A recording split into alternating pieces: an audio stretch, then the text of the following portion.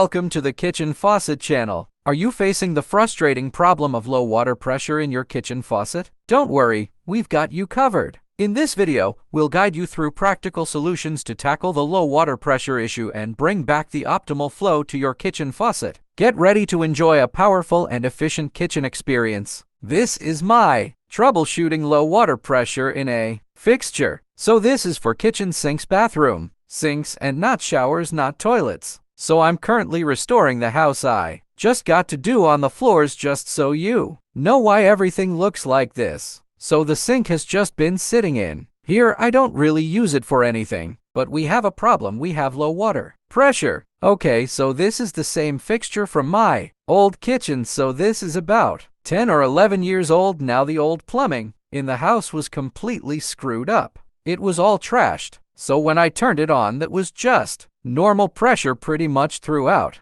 the house. Now since we re-plumbed the house, this right here is only flowing about 30 psi. You can wash your hands, you could wash dishes to save your life, but that is not enough pressure for a kitchen sink. So the first thing you do, just right off the bat, you unscrew this and you look at it. Sometimes they'll have a little rust, little rocks. So usually these cheaper fixtures are economy, and they'll put these strainers in here that actually restrict the water down. So taking it off, we should be blowing out a whole bunch of water right here. And we turn it on and it's the same. So one thing you must understand about water is you have psi, which is the pressure or the speed of the water. Then you have the volume of the water. So we can see the volume is good, but the pressure just seems to be reduced for some reason. The next thing you do is you crawl into your sink and you really need to get a light and look at your valves. Are these new? Are they old? The valves are brand new. That's the dishwasher line, brand new. But I reused these hoses from my old kitchen because they were in really good shape. So remember, your psi is your speedier water and you have your volume. Now it goes from 1/2 inch down to 3/8 is to test this if you have one. So that's even more disappointing. So obviously we have something serious going on. So we need to determine, is it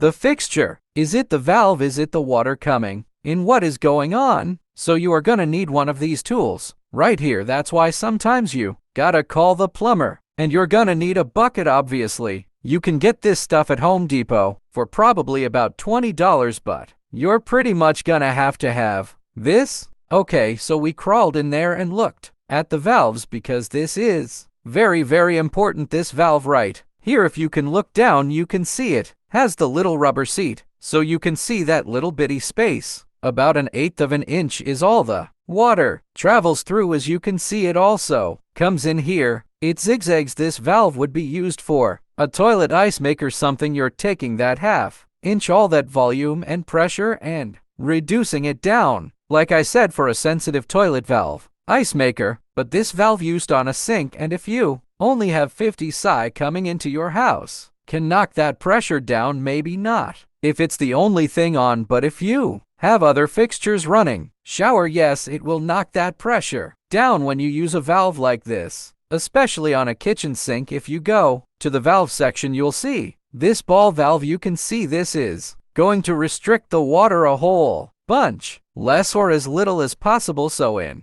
plumbing, you want to avoid 90-degree bends at all times. Sometimes you will be forced to use them. Obviously, I bought that 11 years ago when I did not know as much as I know now. So if you're one of these people that has to know everything like I do, you can step it up a notch with one of these gauges. They should sell these, and the plumbing department sticks on your water hose spigot. That is very, very important to understand where to test this. Now this one has a ridiculous range of 200 psi. Okay, the water coming in from the city, well, wherever you get it from, should be in the range of 50 to 70. This is the ideal range. The perfect range is 65 psi. That is like the ideal water pressure right in here. So this is the back of the house, and this is proof that I'm restoring it. This is the last room that gets to be done, and when you restore a home built at 70 years old, that's the kind of stuff you deal with. Video coming on all of that. So we should be testing it at a spigot where the water comes in from the meter.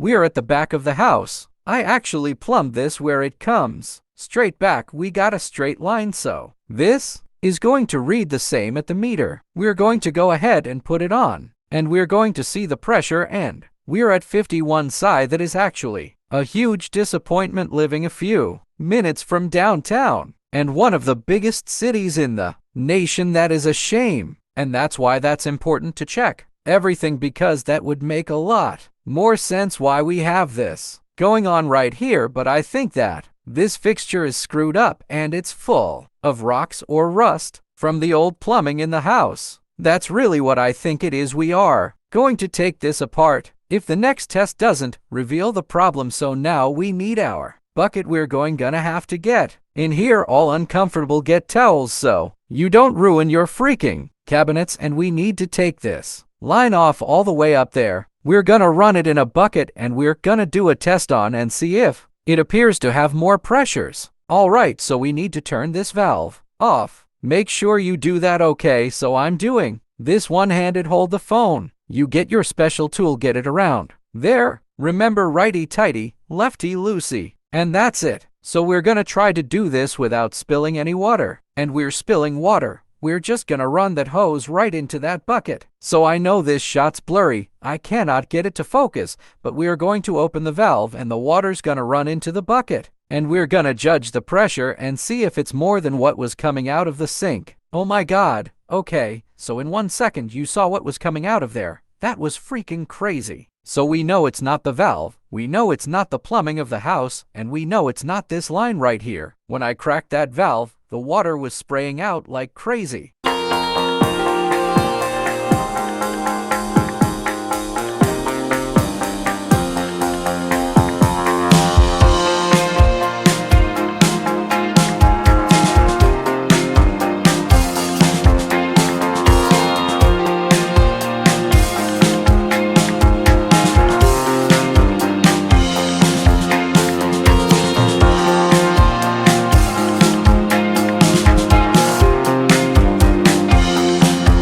But let's say that it would have been kind of coming out like it was out of that, maybe 30 psi, obviously restricted somehow. So that's the rubber hose from the side view. Now rubber, they have recipes that are protected secrets, different businesses and companies, and every rubber recipe is different. Some are made for exterior, some are not. So what a lot of these rubber companies do, since their recipe for their rubber has toxic, cancer-causing chemicals in it, they will put a liner in the pipe, just like a little thin piece of plastic, to protect the rubber from the water, because these chemicals can leach into the water if they're not separated. So what happens is these liners, after X amount of years, can fail and they will actually detach and bunch up in here, doing all kinds of crazy stuff. Now this will happen a lot on cheap water hoses, and then you'll get that little crappy stream coming out.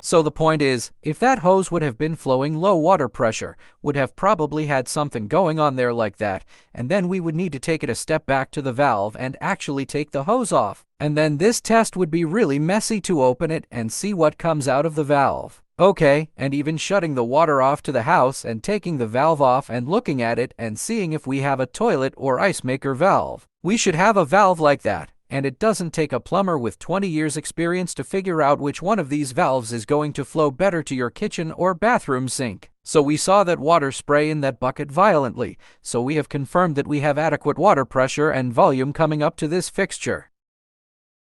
So now it's up to you. Do you want to save what you have right here? All of these are going to come apart a little bit different.